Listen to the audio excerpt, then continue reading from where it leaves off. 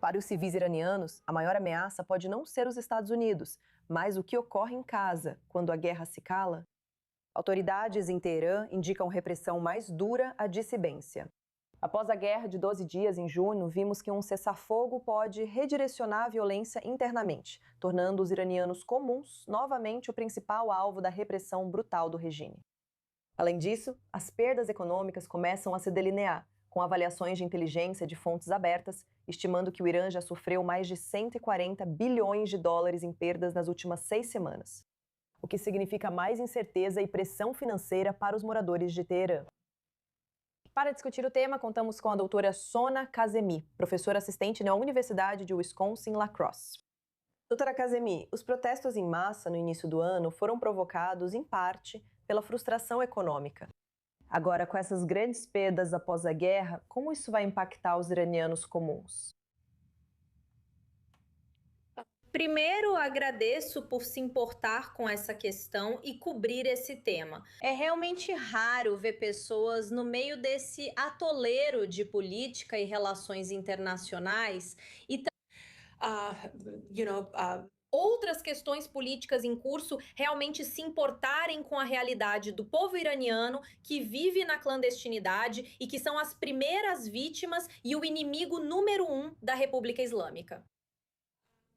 Como você deve se lembrar, ou seus telespectadores podem se lembrar, depois do cessar-fogo de 1988 com o Iraque, uma guerra que durou 8 anos entre Irã e Iraque, no meio da qual eu nasci, na verdade, a Resolução 598 foi ratificada pelas Nações Unidas e pela República Islâmica, que era inimiga jurada de Saddam Hussein.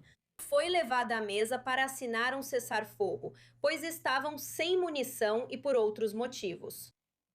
Depois disso, em questão de semanas, eles realizaram o massacre mais violento de prisioneiros políticos e dissidentes no verão de 1988, muitos dos quais já haviam cumprido ou estavam cumprindo suas sentenças. 4.500 pessoas foram enforcadas e jogadas, em sua maioria em valas comuns. Ainda há pessoas desaparecidas desse período, vítimas de desaparecimento forçado, as famílias não sabem onde estão enterradas. Então agora é um momento muito assustador para os iranianos por causa desse precedente. Mesmo depois da guerra de 12 dias com Israel, vimos que o Irã prendeu 20.000 pessoas sob a acusação de espionagem para Israel, e algumas delas foram enforcadas.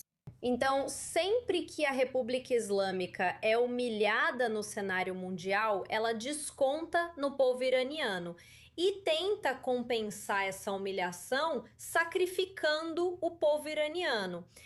E por outro lado, como você disse, os iranianos estão sofrendo com a alta inflação. Você sabe, a economia está entrando em colapso. Tudo está muito, muito caro. Toda vez que você vai ao supermercado, tem que gastar uma fortuna só para comprar alguns ovos. E se você for muito rica, talvez um pouco de carne. E o povo iraniano sabe que agora que a República Islâmica parece poder chegar a um acordo com os Estados Unidos, as pessoas estão muito assustadas. As pessoas estão apavoradas, pensando no que isso pode significar para elas. O que o Estado vai voltar para tirar delas para compensar suas próprias perdas na guerra. E aonde isso vai dar? Lembre-se, a guerra Irã-Iraque estabeleceu o regime, ajudou o regime a se firmar como uma potência real. E nós, como iranianas, temos medo de que essa guerra também faça o mesmo com o regime iraniano se for abandonada agora, ou se um acordo for alcançado enquanto o regime não for derrotado e não mudar, apenas permanecendo no poder com a Guarda Revolucionária como sua base. Então isso vai tornar o regime ainda mais desafiador diante das potências mundiais, vendo-se como invencível e como um poder que nem os Estados Unidos nem Israel conseguiram derrotar. Então isso é muito, muito perigoso. Dias perigosos e incertos para os iranianos. Enquanto isso, não temos uma visão clara do que ocorre no Irã, devido ao quase total apagão da internet. Quando poderíamos esperar a internet voltar no Irã para termos uma ideia melhor do que realmente está acontecendo no dia a dia? Ou o regime provavelmente vai manter o acesso limitado pelo maior tempo possível? Bem, essa é uma boa pergunta. Parte dos problemas econômicos que as pessoas estão enfrentando agora, além das sanções que foram impostas a nós nas últimas décadas, e até mesmo as piores. Sanções após o início da aventura nuclear de Ahmadinejad e tudo mais.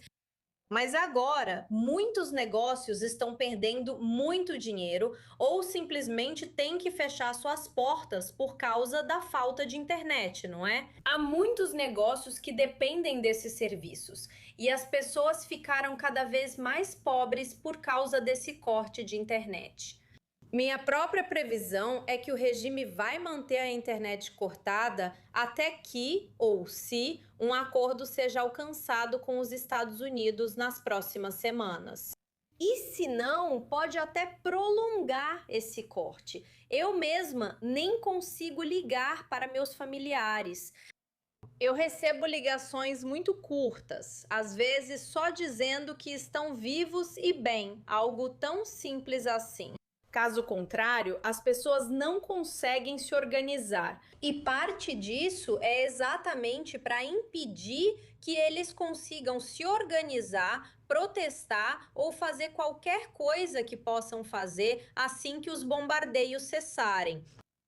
Outro objetivo que o regime está tentando atingir com isso é justamente controlar a mobilidade do seu povo, tanto a mobilidade política quanto a mobilidade física. Quero dizer, isso me lembra a juventude da SS durante o regime nazista, quando crianças, quase adolescentes, recebiam armas.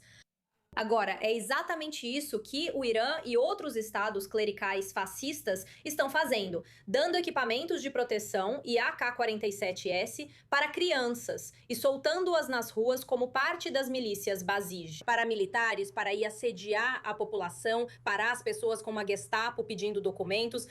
Onde está seu telefone? Por que você enviou aquela mensagem? O que você fez? Revistando as casas das pessoas, procurando terminais Starlink e, às vezes, prendendo pessoas fazendo batidas. Veja, a única máquina que funciona muito bem sob a República Islâmica é a máquina de repressão, execução e tortura. Essa nunca para. Essa é uma máquina 100% eficiente. Enquanto o Estado está lutando contra, você sabe, o exército mais poderoso do mundo e a maior potência militar do Oriente Médio, que é Israel, ele ainda continua realizando execuções. Doutora Sona Kazemi, sua voz é fundamental para nossos telespectadores. Obrigada por participar hoje na E24 News English.